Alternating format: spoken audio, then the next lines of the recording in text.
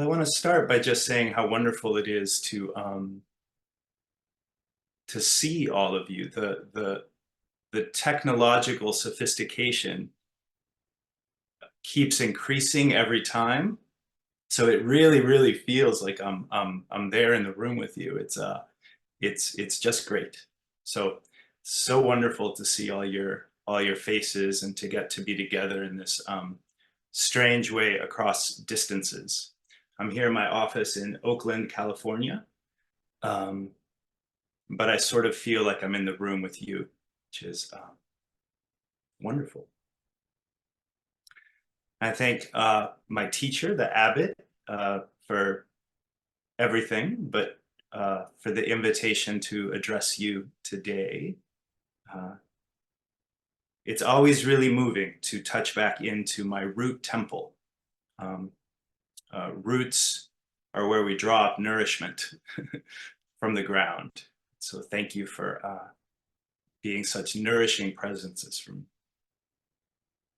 I want to say too, it's wonderful this morning to participate in the full moon ceremony, the Bodhisattva ceremony,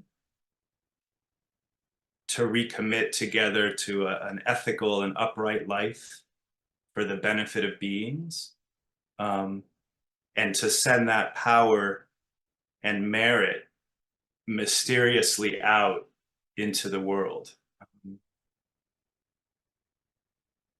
Felt very special to get to do that together.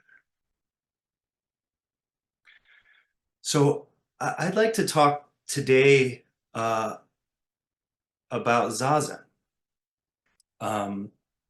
about this vast and subtle and endless activity of the Buddhas that's the real heart of our practice, the real ground of our practice. Dogen Zenji, the great founder of our school in Japan, wrote in Fukanza Zengi, although it is said that there are as many minds as there are persons, still they all negotiate the way solely in Zazen. Although it is said that there are as many minds as there are persons, still they all negotiate the way solely in Zazen. So we, despite how different all our minds and bodies are, we negotiate the way. We find our path, we find our practice or our life in Zazen. And to start, although we often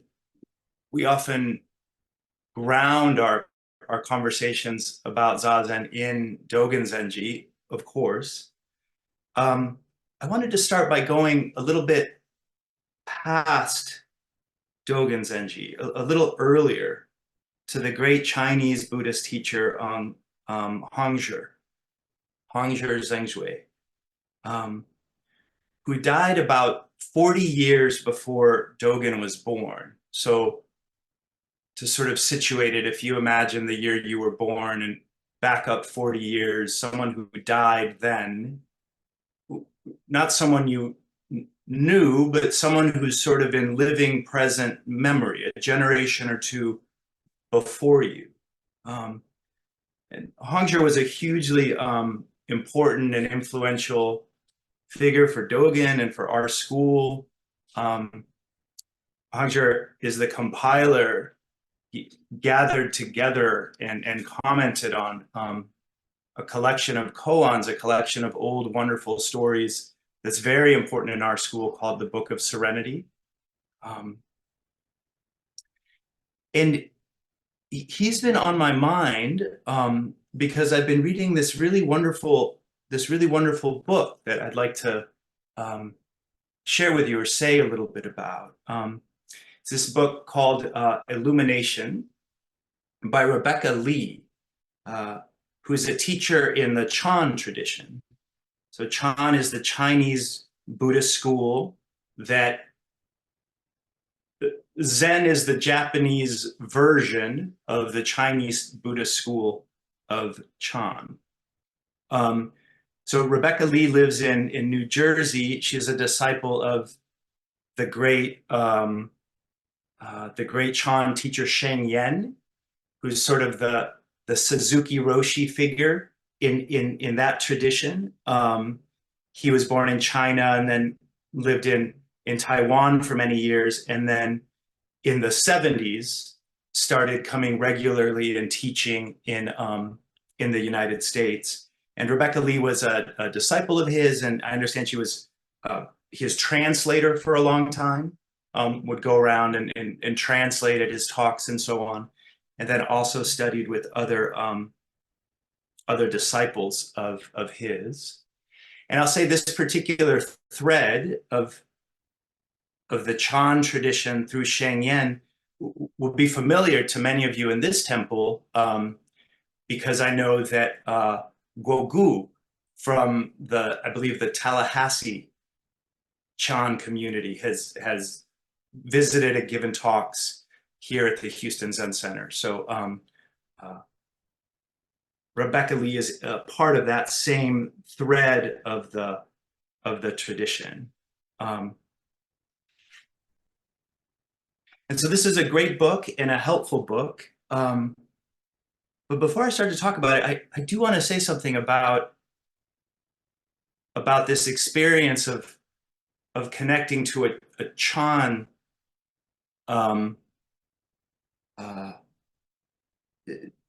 teaching or perspective, because one way that we often talk about our tradition, about what we inherit and what we receive from the past, from our teachers, is a story about lineage, a story about direct transmission.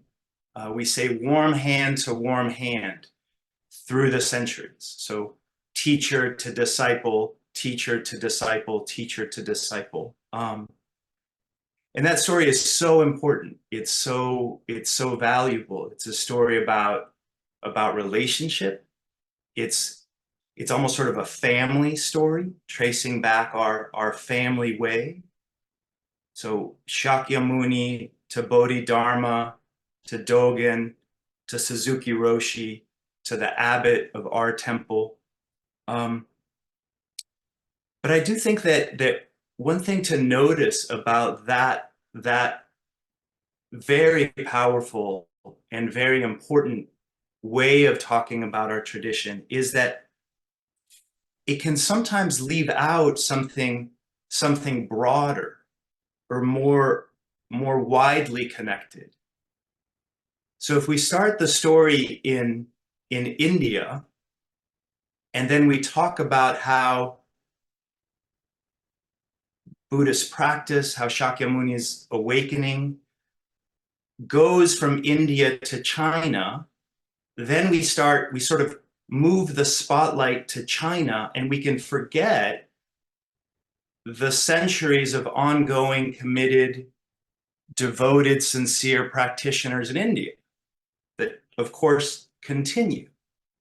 And then if we tell the story of moving from China to Japan and wonderfully move the spotlight to Japan, we can almost sort of forget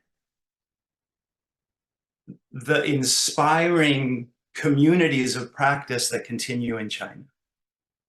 And then with Suzuki Roshi, when we come from Japan to the United States, if we take the story up in the United States, we can leave out or not, maybe not remember fully the way practice continues. So again, it's so important that we have the feeling of sort of personal connection of warm hand to warm hand, of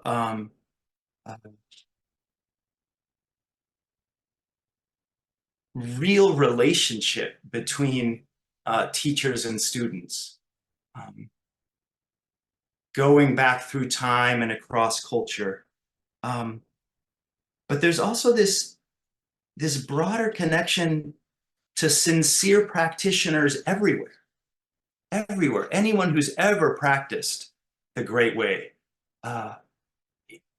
is in our family, is in our extended family. And that to me is what's a source of inspiration in a way. It's a source of inspiration and connection. So I just wanted to lift that up in a way, to yeah, remind myself of that.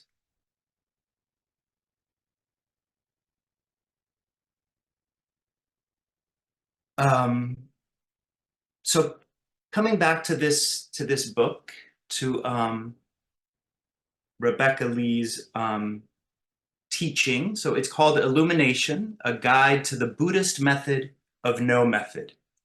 And it's a very direct and clear teaching about meditation, about upright sitting.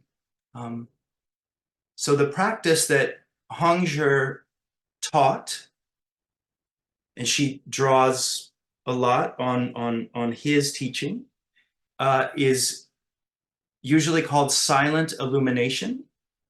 Silent illumination. She says it can also be translated as serene clarity, which I really like. I hadn't heard that, but serene clarity. And so I'll read just a description of what she says about this practice, silent illumination or serene clarity. Silent illumination is the natural state of being fully human. There is no need to look outside of ourselves to achieve it. It is already here within each one of us. We just need to wake up and see it, to reconnect with what is already within us at this very moment. This is why the meditation practice in silent illumination is called just sitting. The method is to abide nowhere and allow the mind to arise, as instructed by Master Huineng, the sixth master Chan. So I'll read that again. Silent illumination is the natural state of being fully human. There is no need to look outside of ourselves to achieve it. It is already here within each one of us. We just need to wake up and see it, to reconnect with what is already within us at this very moment. This is why the meditation practice in silent illumination is called just sitting. The method is to abide nowhere and allow the mind to arise. Abide nowhere and allow the mind to arise. I think you might say, abide nowhere. You might say not get caught anywhere or attach anywhere, not get fixated or stuck, but to practice a sort of openness to our life, to the reality and the fullness of our life, and an allowing of what is. In this book, she returns many times to this one particular sentence of Hongzhi's. That's a description or an instruction of how to practice. And that sentence is two sentences, I guess. Stay with that just as that. Stay with this just as this. So when we're sitting, we hold our bodies still and we allow breath, sensation, sound, thought, allowing each thing to be exactly what it is. Stay with that just as that. Stay with this just as this. In all its vividness, in all its intricacy, in all its life. There's this important image in Hongzhi's writing. He returns to it various times. And it's an image of a pivot, and that's powerful because a pivot turns freely. Or when a pivot is working right, when a pivot isn't jammed up or stuck or caught, it turns freely. And I think the instruction or the power of that image is that that's what we do in our Zazen practice. We turn freely. We stay with this, then let it turn. We stay with that, then let it turn. There's a kind of responsiveness or a kind of allowing. So the instructions that Rebecca Lee returns to over and over, stay with that just as that, stay with this just as this, comes from a slightly longer passage in Hongzhi that actually uses that image. And so I'll read just a little bit more of the paragraph of the slightly longer writing that contains these key sentences. Stay with that just as that. Stay with this just as this. So the longer passage, Hongzhi writes, right in here, the central pivot turns, the gateway opens. Everywhere turn around freely, not following conditions, not falling into classifications. Facing everything, let go and attain stability. Stay with that just as that. Stay with this just as this. Right in here, the central pivot turns, the gateway opens. Everywhere, turn around freely, not following conditions, not falling into classifications. Facing everything, let go and attain stability. Stay with that just as that. Stay with this just as this. I'll say that this image of a pivot from Hongzhi is one that's been important to me for a long time, because there was a day in the Houston Zen Center, right, I think kind of where Tim is, where I was ordained as a priest by my teacher. And on the rakusu that I received as part of that ceremony, Kanjin Roshi on the back inked a verse from Hongzhi, a verse from a poem about one of the stories in the Book of Serenity. And the line from a poem, it's just one line. The line of the poem is, in the subtle round mouth of the pivot turns the spiritual works. In the subtle round mouth of the pivot turns the spiritual work. So in the mouth of the pivot, right in the center of the pivot is where there's something there's something active. So the work of our spiritual life, the work of our negotiating the way, happens in how we allow ourselves to turn and be turned. It's subtle and it's active. I think something else about a pivot, I just want to say, a pivot moves, a pivot turns, but a pivot also stays in the circumstances. So there's a kind of moving which would be to like get up and run somewhere else, but that's not how a pivot moves. A pivot stays exactly with what's happening, but it turns. And part of what we study in our practice is how we might actualize that turning.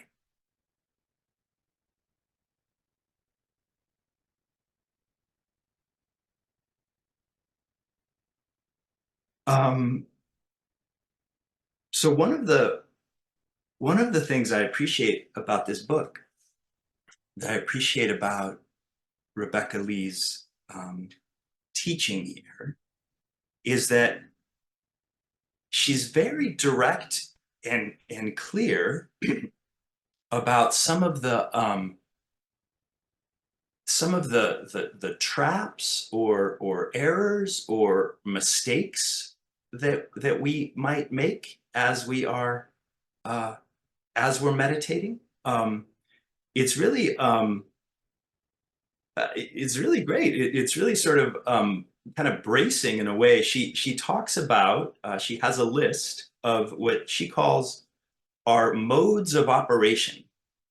Modes of operation are these entrenched habits of mind that interfere with the openness and freedom and full presence, the free turning of the pivot, the full allowing of that is that and this is this.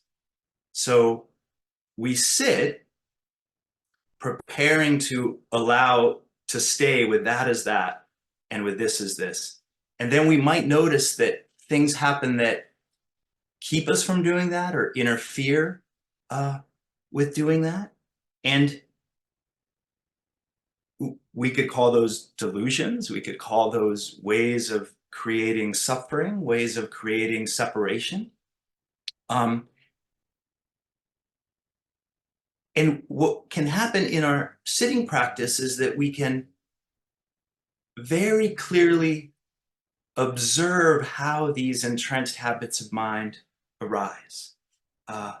These ways we often are without knowing. Do you want to hear the list? Want to hear the list of our errors in meditation? All right, so modes of operation. So here's the list. Craving mode, aversion mode, trance mode, problem-solving mode, intellectualizing mode, quietism mode, and forgetting emptiness mode. So, and she's got a chapter about each one of these. Like I said, this book is great. It's so direct. It's here's Zazen, here's silent illumination. Stay with that as that. Stay with this as this. And here's a bunch of ways you're going to get it wrong, and or get stuck, or get caught, or get trapped. Create separation, and here's how to work with that. So again, the list: craving, aversion, trance, problem solving, intellectualizing, quietism, and forgetting emptiness. So I don't know why I think this is so great. I just it feels very, very clear. I feel like something about there's something about the tone of it that is just really, really helpful to me. That's just a list of mistakes. So I won't talk about all these modes. Obviously, there's each one of them you could say a lot about. But I wanted to say a little more, if it's okay, about at least one of them. So I thought I'd start maybe with aversion, which is a mode that I'm intimately familiar with. Actually, I joyfully confess to being intimately familiar with every single one of these. These are the things that happen when we sit down to stay with that as that, and this is this. But aversion, for me, maybe for all of us, it's so very basic. It's so deeply entrenched. Something happens that I don't want. I don't want it to be like that. So clearly I can't stay with that as that if I don't want that to be that. I'm arguing, or I'm fighting with reality. I don't want this. I'm working on some level, and that can be pretty dramatic or pretty subtle, to get this to go away. I do this all the time. Something is here in reality, and I don't want it to be like that. Aversion is a very basic response to difficulty or pain, um, in subtle ways or in really, really dramatic ways. Some awful thing happens in my life or the life of someone I love, and I don't want it to happen. I don't want it to be like that. So when we sit with the sincere intention to stay with reality, with what is, we might notice that there are aspects of reality that we don't want to be that way. We just don't want to be that way. And as I was thinking about aversion, this mode of aversion, I remembered this quote from Sogen Mel Weitzman, the former abbot of the Berkeley Zen Center. And Sojin Roshi, I think this is about pain in Zazen. I think that this comes out of a section, I think in a talk where he was talking about really struggling in Zazen, I think with physical pain. But in general, I think this is about aversion, about wanting something not to be the way it is. So this is Sojin Roshi. It's a kind of a longish quote, but I'll read the whole thing and maybe I'll read it again.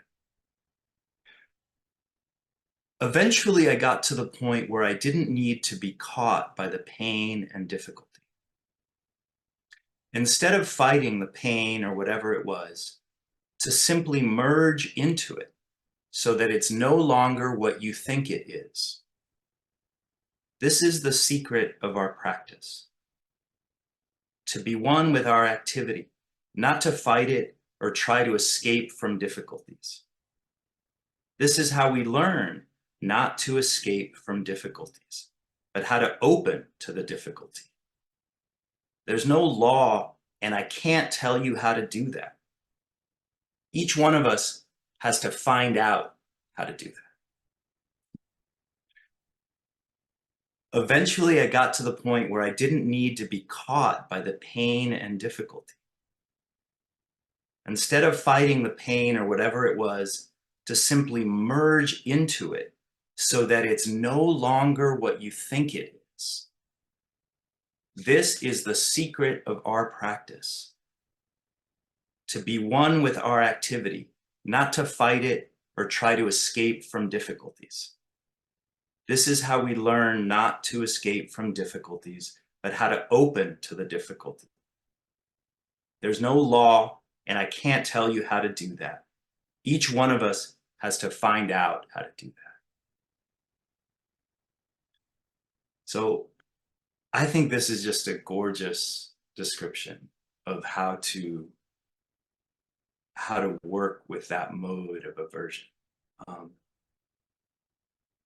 with seeing how it interferes, but then staying with it, continuing to fight and breathe and struggle, and then somehow, mysteriously, finding the pivot. This is a description of finding the pivot and opening up to the world as it is. Each one of us has to find out how to do that, Sojin Roshi said.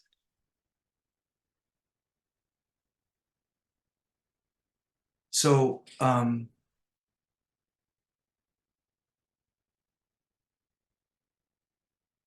our practice, our sitting practice is incredibly subtle. It's around subtle mouth of the pivot, because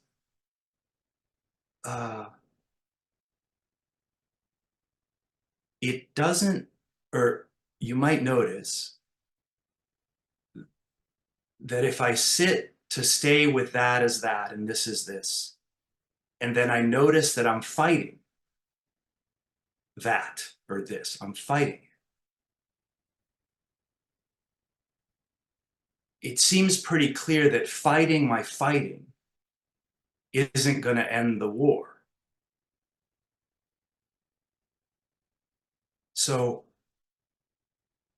one temptation is to sit and to notice the mode of operation, to notice aversion, and then to apply aversion to our aversion, which is just like further and further and further in the vortex, right? Just continuing to pile extra suffering onto suffering. So the pivot is that the aversion can be the that. We stay with that just as that. We actually are fully the way we are. But can you feel how there's a move there? there's a shift.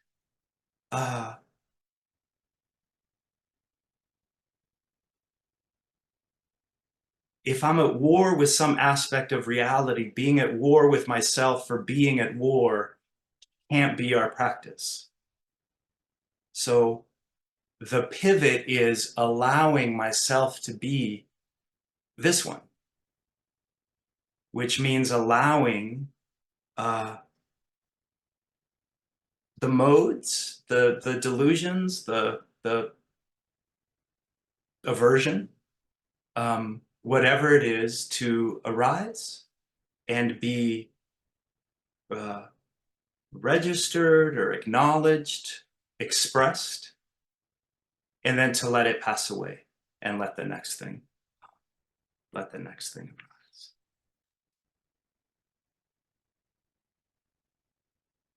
So it's an endlessly subtle path because we don't leave anything out.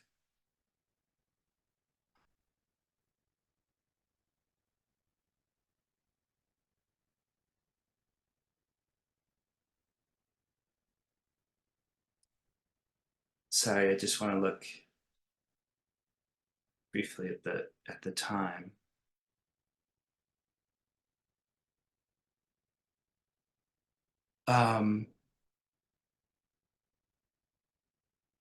Maybe I'll just say one more thing about one other mode. So there's this great list of modes, and I know all of them really well. And aversion is a very, very basic mode. There are a lot of things I just don't want to be the way they are. And I can notice that happen, and then I can let that be what I stay with just as that. But those of you who know me, I guess I also, it doesn't feel right to give a talk about these modes without talking about one of the ones that I fall into a lot. And that's intellectualizing mode. And I like to think. I was kind of a kid that liked to read, and I like to that's how I am, that's how I work. And to be clear, there's no problem at all with thinking. I am the kind of being that thinks, and that is lovely. That is wonderful. That means I have a human mind. What a treat. The problem with thinking is that if we aren't careful, we replace direct, vivid, embodied, alive experience. We replace what's happening with some concept about what's happening, with some idea about what's happening. And our concepts about reality are not the same as reality. And I just want to tell this story of this day that really taught me that. I was this was some years ago. I don't remember exactly when, but my kids were pretty small. But for my birthday, my family got me this kayaking lesson. I was going to do this kayaking lesson in the bay, the San Francisco Bay. And so I got up early on a Saturday or something, and I went over to the Berkeley Marina, and there were maybe 3 or 4 of us actually. There was this little group lesson, and this wonderful, young, strong kid was our instructor, and we all got suited up and took us out into the water. And there was a moment in the lesson where, you know, you're rowing around, but you gotta tip over, you gotta fall out of the kayak, and you gotta get back in. And that's, you know, it's a good thing to know if you're gonna be kayaking in the waves. And so for whatever reason, the other people went first. So I was watching people fall out of their kayaks, be in the water, and try to climb into the kayak. And I'll say that sitting in a kayak, watching someone else try to get into a kayak that doesn't know how to do it, it's really, really obvious what they're doing wrong and how they should do it. So I was watching them, and I had a very clear idea of what kind of of what they should be doing. I mean, they had their knees wrong. They're like, oh, you know, they try to climb, and then the whole thing goes over, right? Because you climb in, and then it just flips over, and then they got to start over. And it was really, really clear to me what should happen. And I felt very confident that when it was my turn, I was just going to climb right into the kayak because I could see, I had the idea exactly of what should happen, you know?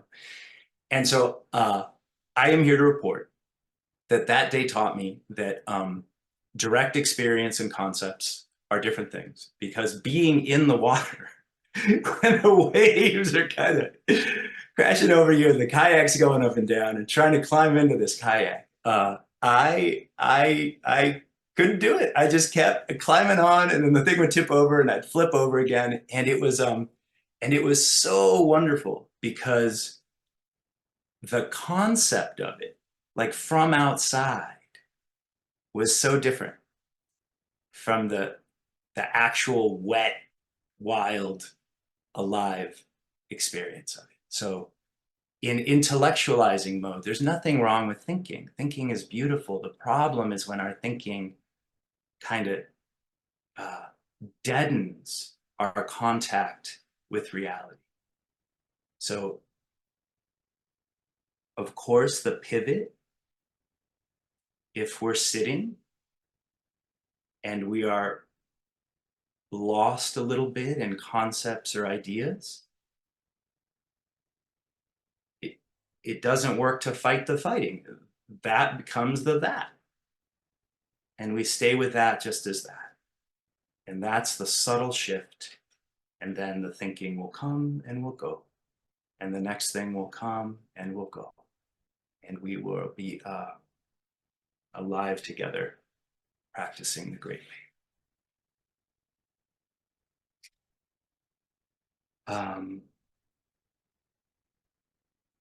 I think maybe just one more thing, if it's all right. The last thing I want to say is that whenever we talk about Zazen, whenever we talk about our practice, even if we try to talk about it very, very carefully and in a very subtle way, the side that we're usually talking about is the side where we do something that's about our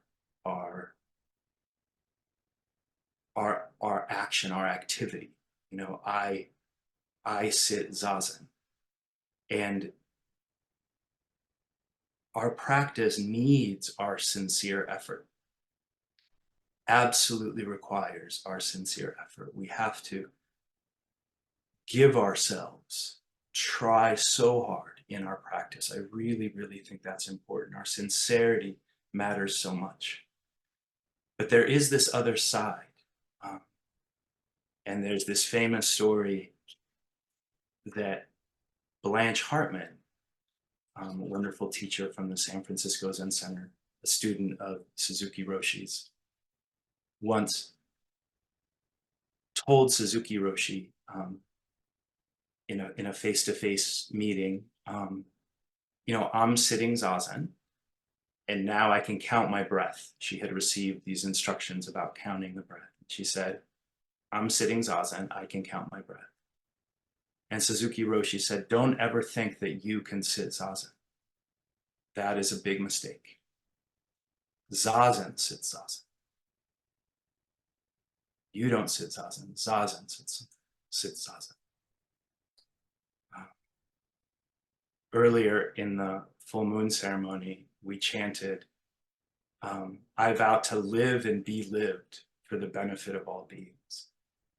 So there's both sides. There's the what we do, but that there's that we are lived. Zazen is what's sitting zazen. I thank you all so much for this opportunity to be together, and practice together. It really is so wonderful to get to see you, and I'm so grateful for our life together. Thank you very much.